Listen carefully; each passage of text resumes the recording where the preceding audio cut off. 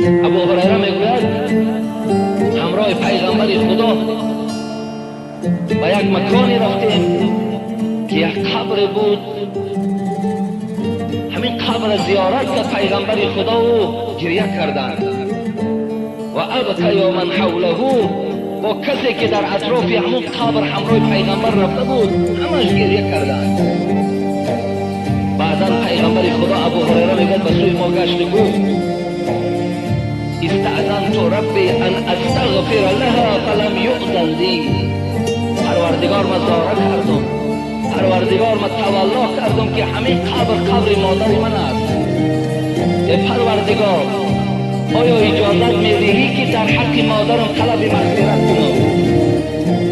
اما من میدانیم که عقیده خود حضرت امام ابو حنیفه کسی ما و شما فقه اکبر خواندیم و گویم عقاید نصفی و متن مولا جلال و در اینا آمد است که پدر و مادر پیغمبر از دنیا بیدین رفته. وقتی از پروردگارم خواهش کردم، پیغمبر خدا میگوید خواهش کردم که در حق مادرم طلب مغفرت کنم، فلم یؤذن لی. گفت ای حبیبی من در حق مادر طلب مغفرت نکن.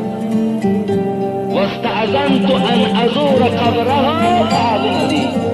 حبیب خدا میگوید گفتم که پروردگار اجازت میدی که قبرش را زیارت کنم. گفت برای زیارتش اجازت، لیکن برای مغفرت طلب کردن اجازت نیست. این پیغمبری که حال نوازش مادر را ندیده بود. امروز مادرای ما تا حد تا زن دادن دارن، کوشش دارن، مهنت دارن، تا حال دوستشان نمیداریم، تا حال حرمتشان نمیکنیم. دورای رسول اکرم صلی الله علیه و سلم بود میگوید، حبیب خدا میگوید وقتی که به قبرستان گذاشتیم صدای می آمد. چی صدا بود؟ عن فوق النار وعن تحت النار وعن يمين النار وعن يسار النار. صدا می آمد، پیغمبر خدا می شنیدند. ای وای بر حال من، از بالای سرم آتش است، از زیر پام آتش است، از جانب راستم آتش است، از جانب چپم آتش است. حبیب خدا میگه وقتی این شنیدند مردم محله را پرسیدند که هر کدام راست قبر داییسه، این قبر از آن کیست؟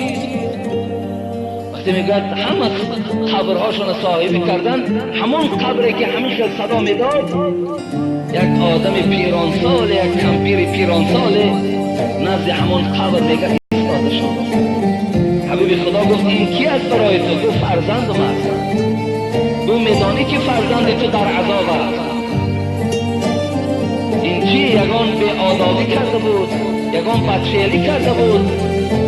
گفت پیغمبر خدا گفت این فرزند من جوانی بود که در دنیا از مادر دیده زنش دوست می‌داشت. به خاطر زن این مادر یگان جای، یگان مقام و مکان نداشت. هیچ وقت ما دن در فرزند دیدگی نبودیم. این فرزندی بود که هیچ وقت ما را دعوت هم نمیکرد، حرمت هم نمیکرد. به همین خاطر پیغمبر خدا گفت جانم فدای تو، جان پدر و مادرم فدای تو، من از این فرزند بیزار هستم. ببینید مادر چقدر سنگدل شده است به خاطر که در دنیا مهر و محبت فرزند ندید. بعدا پیغمبر خدا در قصه ها میارد که گفتن که از پروردگار خواهش کردن که همون عذابی که من در همین فرزند میبینم در چشم مادرش نمایش دید. وقتی بگن مادر که وقتی به چشم دید، مادر است. ببینین چقدر حالتهای همون فرزند به احترامی دارن. مادر با طاقت ندارد، مادر با دوستش ندارد در حقش دعا. وقتی دید در حال میگه خودش در بالای همون تربتی بچهش پرتاب بگو خداوندا من از فرزندم راضی شدم. حبیب خدا میگوید بعد این سخن مادر همون آتشی که فرزند از هر جانب غم میداد، دقت میداد، آتشها همگی نابود شد. ببینید این دلالت به چی میکنه؟ دلالت بر این میکنه دادری عزیز، اگر چی روزه میگیریم، اگر چی نماز میخوانیم، بچه مسجدیم، یکی پدر و مادر که راضی نباشد. از همه نقش مهم برای تو قبر و قیامت نقش مادر میباشد. مادر تا حرمت کن، پدر تا دوست بدار. چگونه ای که اونها تو را دوست میدارند، چگونه ای که اونها تو را دوست میدارند، چگونه ای که برای هر یک تار موی تو می‌لرزند. به خدا قسم مادرای شما در هر یک، شاید بعد شما می جمعه آمدین حتی مادرتون بیقرار است، پدرتون بیقرار است که بچه‌م صحت و سلامت رفته و صحت و سلامت گشته بیاید، به نام خدا بیقرار است. برای چی شما بیقرار نمیشید؟ یک شبه آن رنج که مادر کشید در دو جهانش نتوان برکشید. شاعر میگوید یک شبه آن رنج که مادر کشید در دو جهانش نتوان برکشید.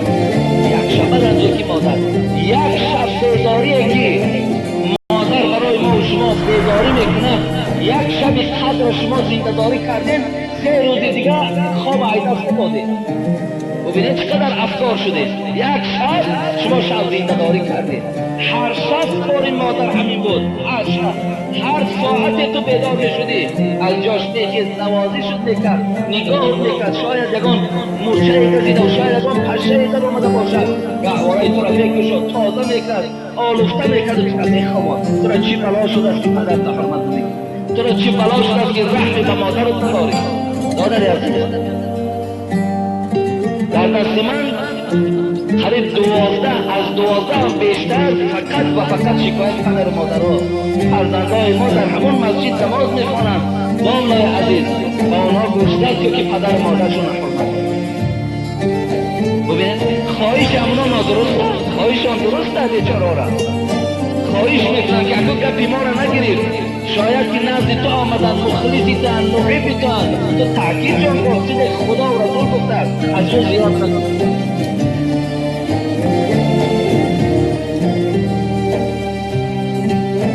بایزید بسطامی را قصه‌اش خیلی مشهور است. او دوستای خدا برای چی امروز وقتی بایزید میگویند در دنبالش می نویسند رحمت الله علیه، خدا رحمت شد. برای چی این کلمه رحمت الله علیه سزاوار شدند؟ خدمتش از کدام حساب بود؟ جنونی میگوید بایزید از خدمت مادر این درجه را یافت که بودی مادرم در بستری خواب، که بودی مادرم در بستری خواب، دلش بیدار نامی ذکر وهاب، و بالای سری آن نائین، به دستم کوزه پرآب خواهی. بایزید بسطامی میگوید مادرم بیمار بود، خیلی بیماری دراز کشید، بالای سری مادرم آمدم که خوابه و لیکن مادری بود که حتی دلش ذکر خدا میکرد. بالای سری مادرم در کوزه را گرفتم و دستم کوزه پرآب خواهیم، زی وهمی که مبادا آب گوید، مرا در دادن آبش بجوید. تمام شب کردم انتظارش، دو دستم خسته شد دل بیقرارش. بایزید میگوید بالای سر مادرم در آمدم، راست ایستاده بود همون کوزه که آب در دستم، بالای سر مادر انتظاری داشتم. تمام شب کردم انتظارش. ببینید دو دستم خسته شد دل بیقرارش، دستم خسته شد دلم بیقرار شد. 8-10 ساعت بالای سر مادر، کوزه در دست، منتظر مادر. برای چی؟ و وقتی فیض گشت از خواب بیدار، سحر نگه بیدار شد. بایزید میگه و وقتی فیض گشت از خواب بیدار، که بودی تشنلت آن آب عیار. وقتی بیدار شد و گفت بچم آب، برابر آب گفتن بایزید میگد آب دراز بنوشید. بگفت ای نیک فرزند، نیاسایی چرا تو ای جگربند، شب تار و دراز و شبی تار و دراز و کوزه در دست چرا ننسایی ای شیدای سرمست. میگه وقتی مادرم آب که نوشید گفت تو همین شبی تار، همین شبی دراز، همین شب که 8-10 ساعت درازی شب بود، همین قدر شب بالای سر من ایستادی، تو در جات ننشستی که ترسم که مبادا آب گویی، شوم غافل مرا هر سو بجویی. ز تأخیرت ملال آید بخاطر، ز آزارت بجانم میرسد تیر. بایزید گفت مادر گفت بخاطری رخوابیدم، بخاطری ننشستم که اگر مبادا تو آب گویی و من در غفلت و غافلی باشم و تو من جستجو کنی، تأخیر کنم که در دل تو ملالی آید، تأخیر کنم که تو آزار ببینی در جان من تیر میزنی. این ملالی تو، این تأخیر کردن تو، این بضرر جان من است. در دوام حضرت مولوی گفتن از آن دلیابی سحرگاه کشاده شد دری اسرار الله. وقتی که بایزید که دل مادر یافت و مادر که از این فرزند خرسند شد، در رحمت پروردگار بالای بایزید شد و خداوند بایزید در رحمت خود شامل کرد. بعد خدمت مادر بایزید شد. ببینه از خدمت مادر اولون که بایزید صاحب شاگردا بود، بایزید نماز تهجد داشت، بایزید 5 وقت نماز داشت، بایزید خادم دین بود. لیکن بزرگی و آن فضلی که بایزید یافت اما به خدمت مادر، به خدمت مادر. به این خاطر دادر عزیز همیشه ما پایبند خدمت مادر باشیم، خدمت پدر باشیم، دعای اونها را بگیریم. خدا خواهد ما در دنیا و در آخرت